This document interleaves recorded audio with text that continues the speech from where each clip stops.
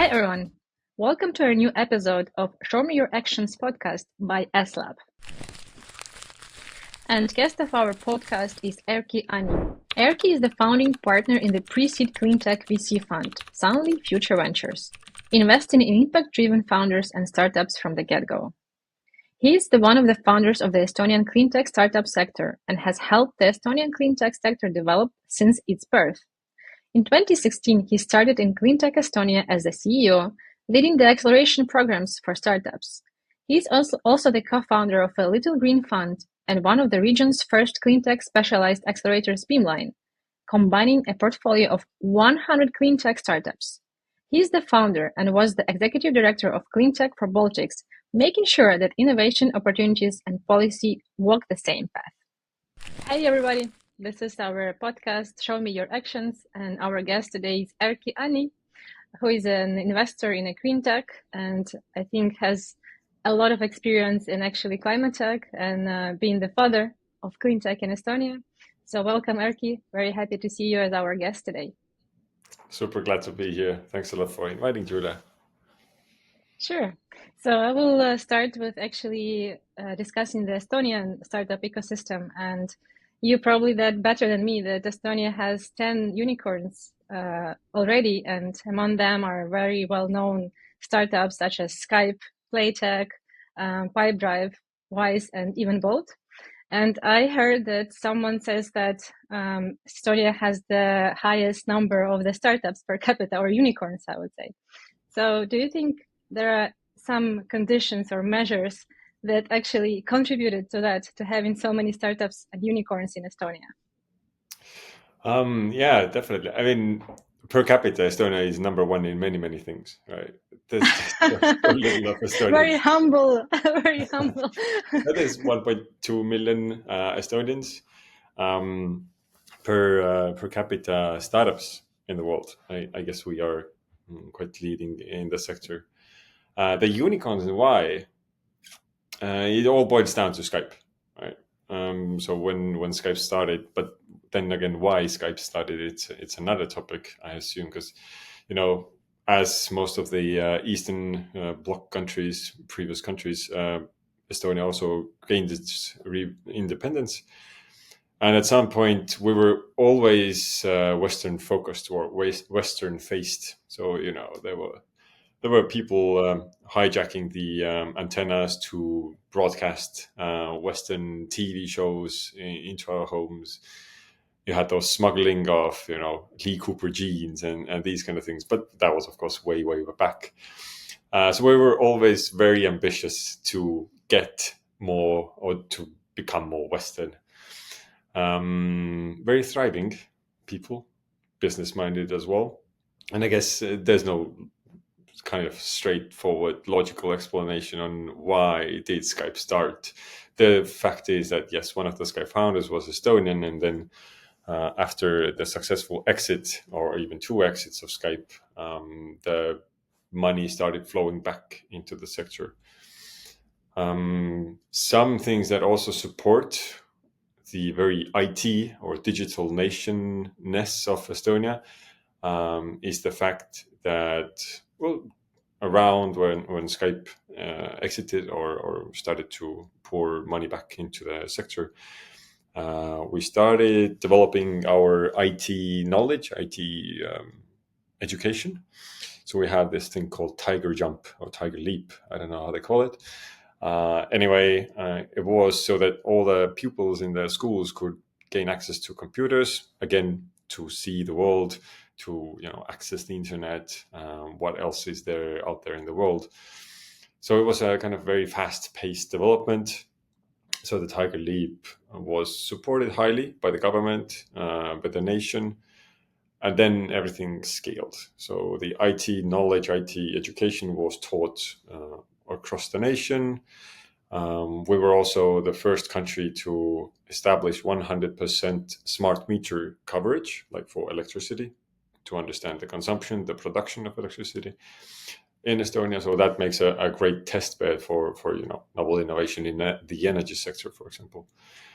We were kind of the first ones in many things, including, for example, countrywide EV charging network that was established. By today, of course, that's very much outdated because these chargers are so old and slow. But I think it's always been kind of like thriving. People, very outward-looking people, because every time you start a company or a business in Estonia, you know that 1.2 million people, they're not your customers, right? It's your test bed to start with your startup, to test everything out. Does it work? Does it not work? Fail fast, fail forward, do something else. Then if your business plan is validated, you can easily scale that to another level, to another country, or even another region. So that's always been kind of the export mindedness of the startup companies, if we're talking about startup companies. In a nutshell, I think that will be. Seems like looking outside is one of the key factors to be successful with your startup. And, there is this famous saying that all the climate tech startups are using, that the next southern unicorns will be from climate tech. So what do you think should be done, or what should we be doing to actually have next unicorns from climate tech? We have this topic is very thematical at the moment, also in Estonia, because if you're talking about clean tech startups, we have a new climate ministry that was quite recently established, and we also have an upcoming climate law that is being drafted at the moment. People could provide feedback until last week. There are many holes that hinder the development of new unicorns, but nevertheless, what are the things that Estonia is small. There's the limited amount of capital, so we always need external capital or external investors from the outside. So that's what we also put a lot of emphasis on. So once you start in Estonia in a clean tech sector, let's say you're developing something physical, such as you are, right? So you develop something that's physical. There's many grant systems or grant mechanisms, support schemes that help you develop, for example, in collaboration with the academia. That is not, academia is, in Estonia, it's more kind of like base or fundamental science, not too much of application or applied science. That's a pity. I would like to see more applied science. Of course, I understand fundamental science is, that's the fundamental by its name already.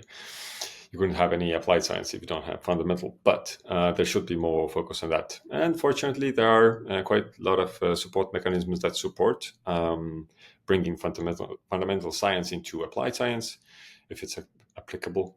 And then, as I mentioned before, the government needs to show the path. Where are we going? So in the current climate law, for example, just for the audience to understand, Estonia is targeting to reach climate neutrality by 2050, something like this. I think 2050 is kind of more common to everybody. Yeah, it's like almost everyone aims that year. For Finland and Sweden and these, thriving economies anyway. And we had the target of achieving like 70% greenhouse gas emissions until 2040. Now with the new climate law, we have decreased the goals, which is ironic. So we have decreased the goals to 59% of greenhouse gas reduction by 2040, which is a pity. And that's because the most of the greenhouse gases, they come from fossil fuel sector in Estonia. Yes, we in Estonia, again, we're the number one country, and per capita we pollute the most in terms of energy. So we use this really weird thing called oil shale, which is not shale oil, which is oil shale. And that's essentially taking a rock from the ground, squeezing oil out of it, and then throwing it into a furnace. And then burning it and hoping that there's, the thriving economy comes from it. There's not very sustainable energy production. Yeah. But anyway, the Estonian government 4 years ago made a 300 million euro investment into a new facility that does this. And they cannot let their investment go up in ashes. So that's why they have decreased the goals for reaching carbon neutrality. Okay. And that's a pity. But in essence, to get the unicorns in cleantech, you need the governmental pathway, how you're going to get there. That also brings you the external investments. In Estonia, we can fund up to, let's say, Series A. Pre-seed seed stages are covered by angels, but also different VC funds that we have here, plenty. Now we also have 2 Cleantech VC funds, or even 3 actually. So these are the things that you need, but also supportive ecosystem that we've been developing for 8 years. Since 2016, there's been a lot of developments, getting grant funding for early stage startups, making them known in the world. For example, Skeleton Technologies from the cleantech sector, that's Estonia-based, Estonian originated, but now operating more in Germany and now also building their production in France. If I think the audience knows Skeleton quite a lot anyway. Yeah. Sounds great. So your VC fund actually is backed by Estonian government. So I would like to ask, what do you think made actually government think of contributing with? And I think your fund is quite big, and the contribution of the Estonian government is quite big in terms of money. So what do you think actually made them do this investment, and how do you think this trend will evolve in the coming years of government actually putting their money into the climate tech? How they got there, we cannot take all the credit, right? But I could. Maybe you could. I could. You never know. I haven't asked. But no, I think it was back in 2022, 21. No, even, 21, 20. I had the government was asking, Erki, do you think we would have something to do with, let's say, 100 million euros in cleantech venture? My jaw just dropped, right? Because for the years since since like zeros, Estonia had never contributed anything to cleantech, especially in venture capital. Okay. And my jaw just dropped. But then, of course, after this, I said, yes, of course, we can use it all, right? Sure. Give us all the money. Sure, why not? Yeah. But then started, the research about the capital needs. We made our own research. Back then, I was in Cleantech Estonia, which is today the Estonian Cleantech Association. So doing everything for cleantech startups. We made a research about the capital needs of cleantech startups for 4 years, like a 4-year time span. And it came out that, the numbers were big. So, of course, we could do it, definitely. But, of course, the government didn't validate their decisions based on our research. They did another one by EY, which came out with the same results. That, yes, we need, and more or less the amounts were the same as well about the capital needs of the cleantech startups. And part of this decision was also because of the COVID situation. So the money is originated actually from the post-COVID recovery facility, so the RRF of the European Union. I think Estonia received like more or less 900 million euros, and each country had to put 36.5% of the budget into sustainability. And then out of this, 100 million went into SmartCap, which is the Estonian national fund manager. And SmartCap then again made a call to find 2 new cleantech VC players in the market, so emerging managers. And into each of them, they invested 20 million, which is quite a lot. And our fund is 50 million in total. We're getting there slowly, steadily. We can get the economy out there. There's a lot of startups looking for funding. There's a lot of investors waiting for the right time to invest as well. So I guess that's really where the money came from, and maybe where it's going. As you asked, seeing if I would see where it's going, I think it would be more dedicated to testing, piloting, research and development. So these kind of facilities or opportunities being developed for the startups, because we have seen a lot of research-based or science-based startups that have been developing, such as yours, for example, that need testing, that need facilities, that need materials, technologies to validate and test, and then get customers, paying clients, and external investors as well. So I see that the sector is going that way. Of course, the IT sector is developing as well.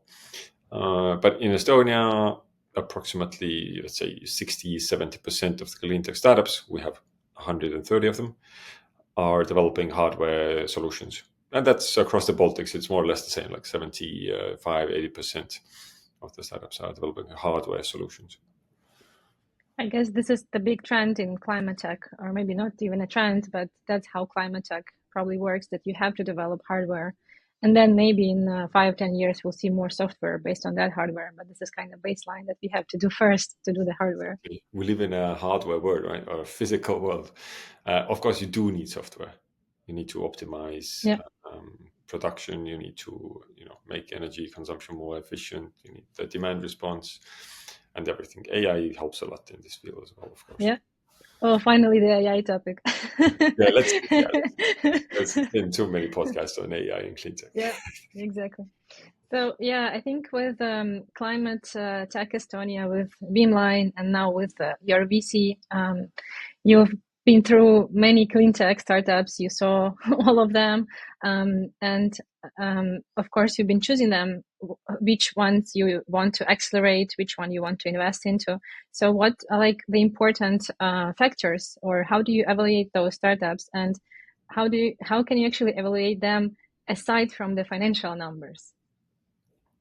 The most reasonable answer here is the founder first. Right, so we do invest in founders, because if we're talking about the Estonian cleantech sector, it's very young. Most of the deals are still at seed, also a little bit pre-seed, but Series A not that much yet. But they're going there as they are now maturing. So Estonian cleantech sector started in 2016-17, more or less. That's when the majority of the startups started emerging, and physical and hardware. So now they're reaching their Series A after R&D. Let me think what you just asked, because I totally forgot. So I asked, like, how do you choose startups that you either accelerate or invest into? So yeah, you said founders first, but then, what are other factors? And I think numbers and financials are also important. And I do believe that even in climate tech, business is first. So you have to have a customer, you have to have like a sustainable financial model. But then I believe there might be some other factors that would be important to the investor. But maybe you would say that financials are actually the most important. So who knows? For me, I mean, financials are definitely important, because if you can't scale, or if you can't make a viable business out of it, there's no impact either, right? That's what I believe in, and that's, I think, very common sense.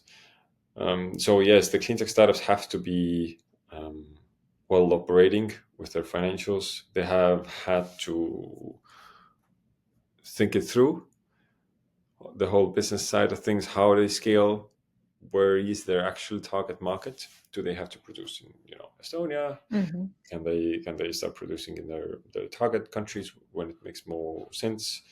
What's the unit economics? How does that play out with different geographical regions, where the supply chains are more closer, and kind of assessing impact before has been rather assessing the founders, their ambition. Because if we're talking about pre-seed, seed, typically there's no metrics the startups have kind of took themselves. Of course, there are exceptions. There are those the world healers that have taken the mission to tackle the challenges that climate change has posed us.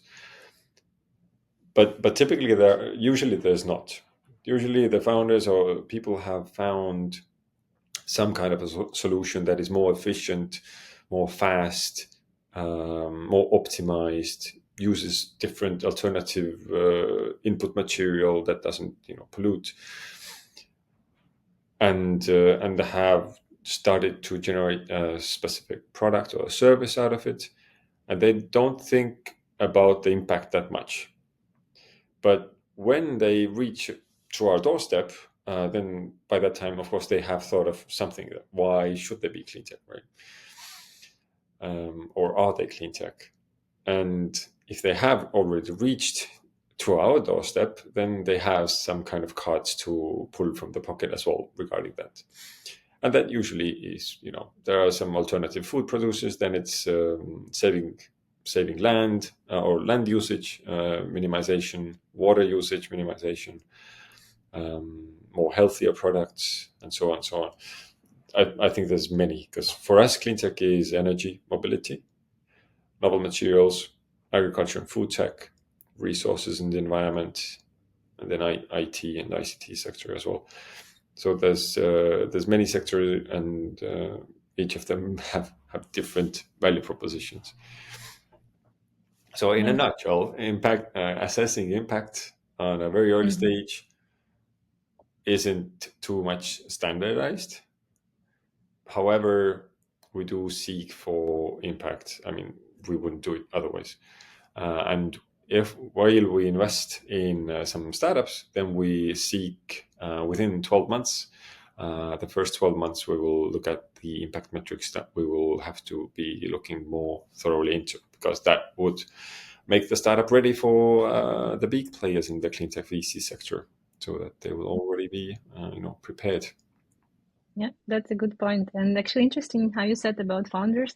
So I heard from another Estonian investor that he is also investing into pre-seed and seed stages. And he said that he also evaluates founders first, like, tries to feel if this is a fit, if they have the same vibe and so on. And his key question is whether he can go with this founder into the boat trip for 5-7 days. Will he have actually fun and enjoy time with this founder?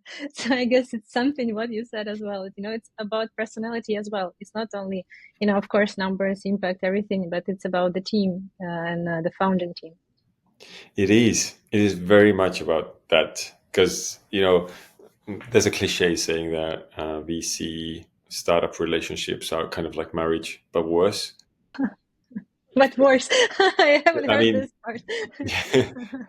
it is. You're very financially entangled, and you have a lot of obligations, and you live separately as well, typically. And it comes to an end, hopefully, in the end, to a successful end. Hopefully. Unlike marriage. Yes, exactly. So yes, definitely founders, because you have to work together with them. I don't know about the boat trip thing. I don't think that you need to have kind of that much of a click, but you do need to understand each other. For me, it's important to understand the person, where the actual ambition lies. Is it just getting rich quick, which is not the case in startup world for cleantech founders? Mark that. Or is it just either financial benefits or financial gains, or is it actually doing something larger? Because if you work with a startup founder that has financial gains as priority, that's okay as well, because they're making money, you're kind of benefiting from it in the end as well.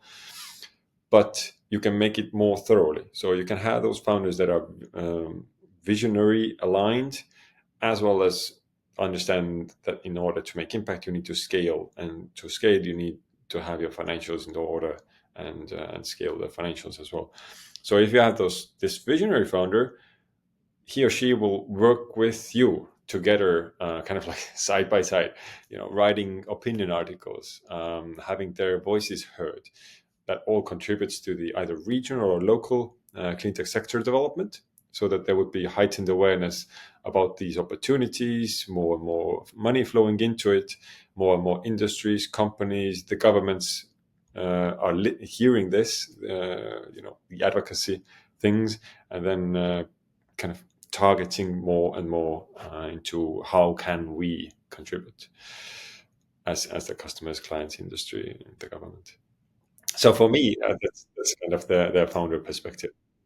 Yeah, this is so well said, that we need to work together. I think this should be a motion of every kind of industry. But I think in climate tech, it seems to be that we have even more bond because, like we are so vision and mission driven that, that kind of happens naturally as well. But yeah, I'm sure it's not never enough. So that's a very good point. And then I will be transitioning to the next question that I have is that I guess you and me believe that climate tech is the key to solving the crisis of course, climate change. And this is a solution to actually being like economic growth, having an economic growth to invest into sustainability and climate tech and so on. But how we can actually communicate this to others for them to understand that? Because I think there is still a very small amount of institutions and even people who understand that. Of course, there are so much conversations that climate is changing. Everyone is feeling that. It has been super hot this summer, but like, what could be a message there that we could communicate to everyone to better understand that this is our maybe not only but very important development and investment, and everything. We should put many efforts into this industry, into this sector. I started at some point when I was, also on the stages and panels and doing a keynote at some point in, I think it was, I don't remember where, but anyway, my point was that I would love it so much, and I see that it is coming. The fact that startup or a hardware startup should be a hardware startup. It shouldn't be a cleantech hardware startup. So the cleantech word is excessive, because any business that you do today, you're not going to use any fossil fuels. You're not allowed, right? Nobody's going to fund you. You cannot make things, with less, with higher emissions, higher pollution, higher waste. You already have to take into account, all the circular economy principles, more sustainable supply chain, more sustainable materials, because they are so much more cheaper. You don't have to pay for the emissions, for the waste collection, these kind of things, for energy. So anything actually you do today, I don't know why we use the word clean tech, because it's just, it's tech, it's hardware tech. It doesn't matter, right? Because it simply is. And that was also my kind of goal, or not my goal, my kind of vision, right? In the end, that tomorrow we're not going to talk about clean tech investments. We're going to talk about tech investments when it comes to that. Because simply, as I just mentioned, these technologies demand a lot, and especially if the financial sector as well. We have all these ESG reportings, scope 1, 2, 3, the sustainable finance disclosure regulation for the funds, for any fund.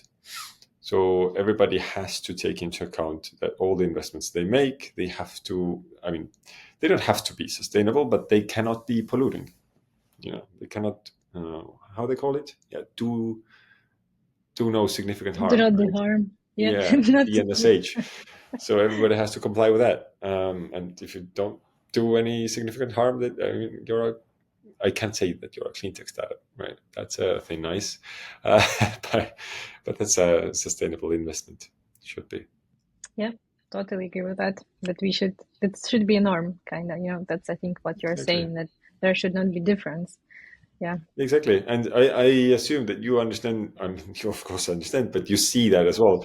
Like daily, for example, if you talk with your customers, your clients, you see what is it that they demand, right? Either it's because of the CSR, or it's the actually that they want, alternative products, alternative materials for their products, or they want to cut costs.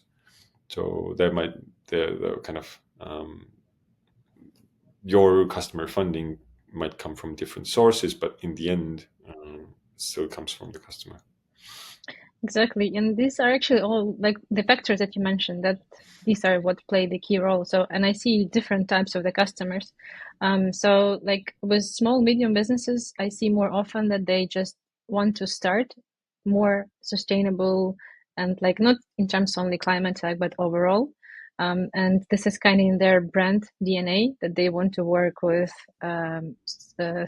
suppliers who, you know, are more conscious about where do they get their raw material, and then the products that they produce, they want them to be natural, but again without any harm. And then the packaging, as in our case, they also want to kind of wrap the whole concept into the sustainable packaging. But then with corporations, it's like those factors that you mentioned. They do understand that at some point it will be for them more expensive to use not sustainable, not climate tech solutions because of the taxes, regulations, all of those things. And then some of them also have policy that they want to, you know, do and work towards better future. So of course, then this is kind of a combination of those two factors: money talking, and then, you know, philosophy talking. Yeah, and that is most probably coming from either consumer demand or consumer awareness of that. Yes, we need more sustainable products. I'm not going to buy, unsustainable T-shirt anymore. I need to see the eco badge, or just the color of the T-shirt has to be a little bit Right. hazy, so I understand that it's eco, uh, and that also puts pressure on the corporates and the industries to actually develop those. But then again, there is very thin line with greenwashing, Mm-hmm. in also in the packaging world, but also in Yeah. the any product world. That how can you actually understand, or a consumer, how can I be guaranteed that the shirt that I'm buying is actually made from what it claims to be? So Yeah. That's definitely IT solutions are there, very very needed, or more production of sustainable things that would drive down costs. yeah. True. And these are such a great insights. And I have a very last question, and this is kind of my favorite question, and I just cannot not ask that. So we've been through the acceleration with Beamline accelerator, and in our batch, I think we were batch number 3 or 4. I don't even remember anymore. But half of the founders were actually women, and I think this is a very high number. And overall, in climate tech, there are more women than in other industries. Let's face it, in the startups, but it's only 15%, like across the climate tech industry, that are female founders. So, of course, naturally, my question is, um, what we can do to have more women in this field, because we all know that diversity brings more perspective. So, what measures can be done in order to get more women into this industry as well? That's a good question. I know, yes, that in Estonia, in Cleantech, it's been very, I mean, the ratio has been very good. Um, but what can be done? I think more science based startups, right? Mm-hmm. Because anyway, in the education system, a lot of effort has been put so that, women should also do high level research. I mean, that's obvious. And then getting them to apply the research in a startup scale, or in order to scale and make a serious contribution to the economies, the environment, the society. That would definitely be a big value proposition. Um, But I don't know. I know that the situation is really shit. I mean, if you take into account the whole venture capital thing, and globally, I think the statistics is like maybe less than 2% of the funding goes into female-founded companies or startups. Luckily, we don't see that here. I don't know why, but I think simply female founders are better than men founded of yeah male founders. We had the statistics at some point. Can't remember the figures by heart. I think it would take too much time to look it up, but I think it was like 2 years ago, in cleantech startups in Estonia. Female founders raised more money than male founders, even Nice. though the female founders ratio for men was, I think, maybe like 35% of female founders and 65% of male founders, but they raised more funding than male founders. And that is a very good indication that we're with Cleantech. I think we're quite okay. We're kind of Yeah. going in the right direction. I don't know about the other Baltic countries, but I know that in Estonia we're okay. But of course, I'd love to see 50-50 in everything. All the time. Yeah, but again, as you said, I think Estonia is quite on track in that field. So I think we should In definitely, Cleantech. in Cleantech, yeah, should look into Estonia and implement probably the same measures. And for me, what it felt that it's kind of just like there is no difference between male or female founders. Everyone is treated equally as it should be, but I think still, in many countries there are lots of bias towards women and female founders and so on. That's what I didn't see in Estonia at all. Like I see a very healthy, I would say, in climate tech environment where it really doesn't matter. And like normally when I go to some pitch competition, especially, I can see that a lot. If there are 10 startups competing, it will be only one female in that 10. But in Estonia, I saw that it was like 50-50 most of the times. Yeah, I think that's the general awareness of the whole topic as well. If you look at different tech sector events, conferences, largers, then you can see that we are putting everything 50-50. For Latitude 59, for example, the largest tech conference in the region, there you have even more female founders, female speakers than male. But that's purposely put so. So yeah, I think we're pretty good at this. We're looking that we get both or everybody represented well. That's such a nice wrap up of our episode because like name of our podcast is "Show Me Your Actions," and you're actually showing your actions, and we see the results. So thank you very much, Erki, for this great conversation. So much insights. Was very happy to talk to you. Thank you. Thank you, Julia. Nice as always. Next episode is coming soon, so hit like and subscribe.